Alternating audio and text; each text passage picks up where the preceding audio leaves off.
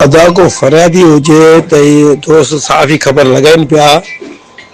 फरियादी को कोन्हे, बिल्कुल असां मौक़ो ॾियण लाइ तयार आहियूं, इंक्वायरी करियूं पिया।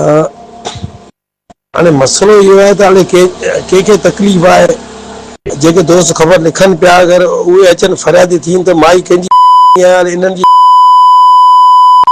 त मूं वटि अचनि, एसएचओ आहियां, हाज़ुर आहियां। शायदि मूंखे ॾींहं तां माण्हू ते एफआईआर करियां, जिन माण्हू ते करियां।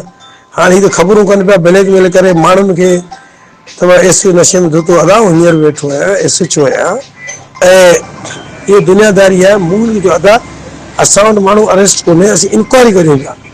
हाणे ही उहो ॻाल्हि करे मेरी ब्लैकमेल था कनि, पुलिस खे ब्लैकमेल था कनि, हिनखे पैसा कमाइणा आहिनि, ऐं हर कंहिं कैरेक्टर सभिनी खे ख़बर आहे।